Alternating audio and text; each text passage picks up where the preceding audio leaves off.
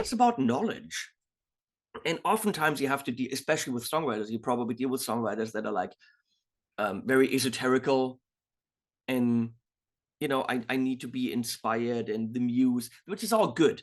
And that probably is the kind of stuff that sticks with you and that means a little bit more to you. But sometimes just to finish what you started, you have to have the tools. When it comes to songwriting, we all have an opinion about what it is and how it should be done. But I think there's one thing we can all agree on. Without inspiration, as songwriters, we're totally fecked. Now, it's one thing to get inspiration, but it's another thing to know how to treat that inspiration. So in this video, I want to share a conversation I had with professional producer and songwriter Henning Pauly ahead of the launch of his new songwriting course, where he dropped some knowledge bombs about how to find inspiration for songwriting and, more importantly, how to turn that inspiration into finished songs. That's great songwriting.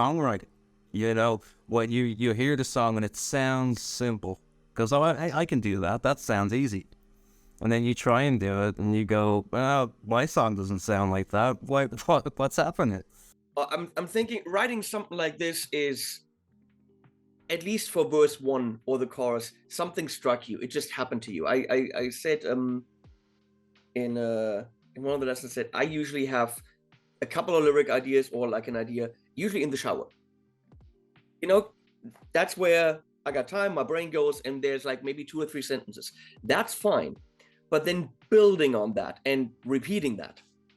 And there are very few songs where you really go like, okay, verse 1, 2, and maybe 3 is equally good. Because how I work as a musician, or how I used to work, is jobs. I mean, it's not always like I write a song when the song comes to me. If it's a gig, then you have to be able to write at any given moment. And a lot of songwriters don't operate like that. The song comes when the song comes, and if it doesn't come, then you wait another 6 months, and then maybe a song comes, which is fine if you are not dependent on having to write music. But inspiration doesn't always strike. And the main part of the course, which we're really hammering in, is we want to give people the tools to write when you have to write. Because sometimes you have a deadline for a commercial, and a jingle is a song. And I've done albums where the whole album was commissioned. It's like, here's the topic, write a whole album. You learn the tools. You're like, okay, well, I have these 2 chords, but I mean, what is the next chord that can work? Well, I'm not hearing it, but it doesn't mean that you can't find it with knowledge. Same with lyrics. I mean, okay, I've got a set of lyrics here, but I don't need inspiration for the second verse. I just need to be able to figure out the metric rhythm, figure out what I did here, what's the topic, what is that I'm trying to say. Now, what is the second verse supposed to do? And once you know these things, then you can actually sit down and do the job. You can't tell an ad agency, I'm not inspired today. You can't tell a band that's in the studio producing with you, I'm not inspired today to write lyrics. And usually when I used to work with bands, we looked at the songs and really worked on it. We did change the lyrics and do a lot of stuff. I couldn't, we had a deadline for that album, so it had to be done.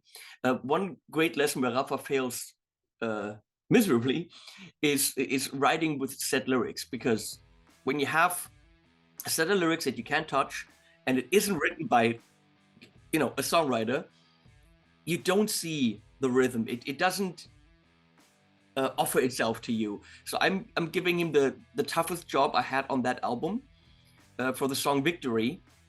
And the chorus literally is victory, victory, victory is ours. Victory, victory, victory, victory is ours.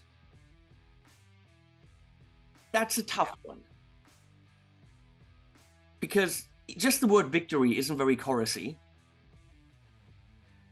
There isn't a rhyme, and you're just repeating it. So I sat him down and said, go. Because I already, solved the riddle. It's on the album, but he didn't hear it. And that whole lesson is him trying things and he's actually getting stuck in a triplet feel for the word victory. And he can't get out of it. So once in a while I poke and say, no, try this, go in this direction. Think that it's a metal song, because look at the rest of the lyrics. They were very Manowar-y. It was very clearly like a very traditional metal thing. But that that I would call it vulnerability. It's like, okay, here's people trying to teach you songwriting, and I'm putting him in front of the camera, showing him not being able to do it. I would hope that's humbling to the students, just to see, okay, you know what, sometimes this is difficult to do. What I came up with was a compromise that got me paid, made them happy to have this on the album, and it kind of worked in a prog metal setting. But is it something that I would proudly say, this is one of my best songs? Oh, hell no. But I will show it as I'm very proud of the fact that I managed to actually do it. Yeah, if you can take something and make it work, that is a huge, not only lesson to learn, but it's a huge skill to have to be able to do that. So for me, it was important to show different starting points. So in the writing section, we're really showing what if you have chords as a base. Chords are already there, so music are there. How do you find a melody? What if you have a melody? You're working with a vocalist. How do you find chords to that? So we're showing the theory, but then we're actually really just doing it in a full session. We're completely reharmonizing the melody for Castle of Glass from Linkin Park, because I had the separated vocal track. And then what if you start with drums? And why is the guitar a good instrument to play with? What do you do when you work on piano? Because it will spark different kind of songs and different kind of harmony.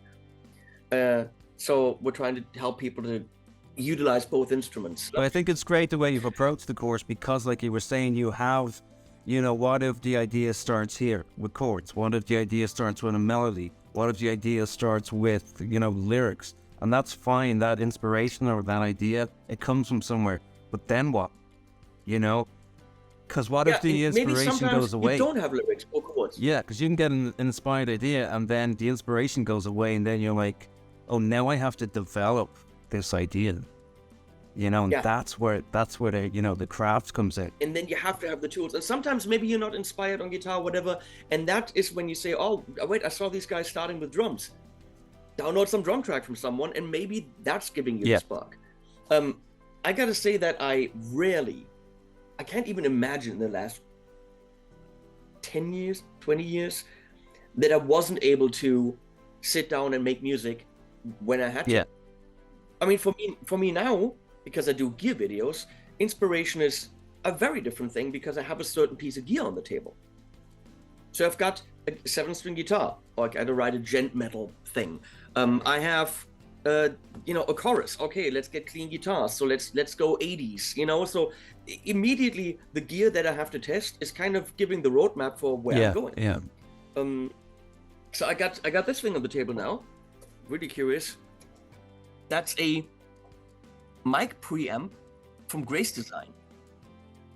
So Grace Design makes like super mega high-end mic preamps for studio use, and this is actually a mic preamp for your pedal board. And you can loop in normal guitar pedals, so you can build yourself a pedal board as a vocalist. So with something like this, well, I'm gonna go sing a songwriter on this. I mean, obviously, we're not gonna do a rock thing. We're gonna go in, when Rafa's back from Canada, record some kind of actual song with a couple of effects. And so that's an inspiration. Just like when I gave him, I had a baritone acoustic that I had to review. And that sparked a whole song that we're talking about when it comes to, I think, the inspiration lesson on harmony.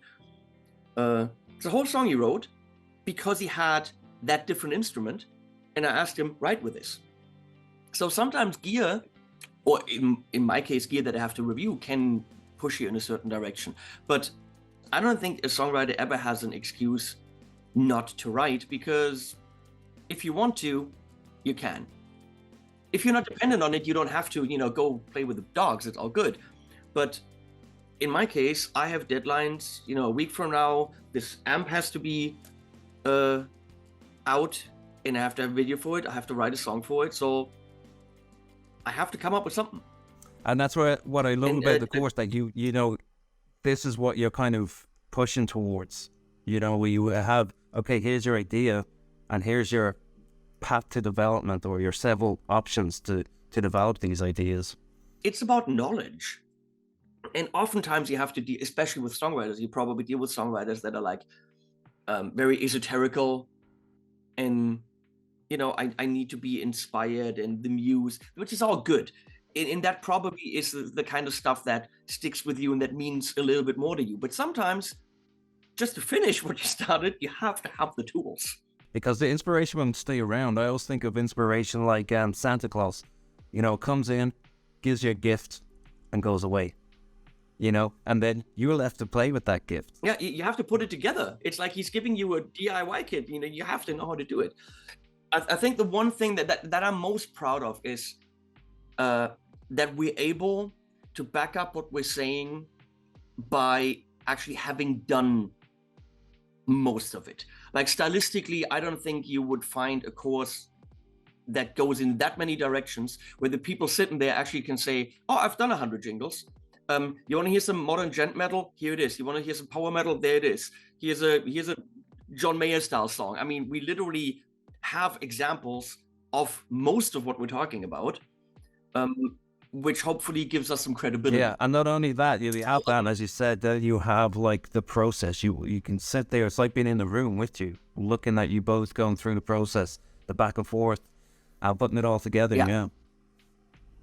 And that's why it gets a little bit longer. But we're making fun of each other, and it's banter, which I hope makes it a little bit more entertaining and fun than us reading from a teleprompter and just having a script. Who wants that for an hour would not be very entertaining. I think people will enjoy that. The fact that it's like you're in the room. It's like you're in the room with you guys, and you're actually getting to see it unfold. Be sure to check out Henning's channel. He does a brilliant series called Let's Talk Song, where he breaks down viewers' songs and tells them how to make them better. And you can send in your songs and get a professional critique. And if you want to learn how to do all that for yourself, be sure to check out his brilliant new songwriting course at a limited time reduced price, and the details are in the description. It covers everything you need to know to get the pro level songwriting. And I know, because I did the feckin' thing myself. And hand on heart, this course isn't like anything else. It's actually like being in the room with professional songwriters as they write songs while you learn everything they know. So be sure to check it out.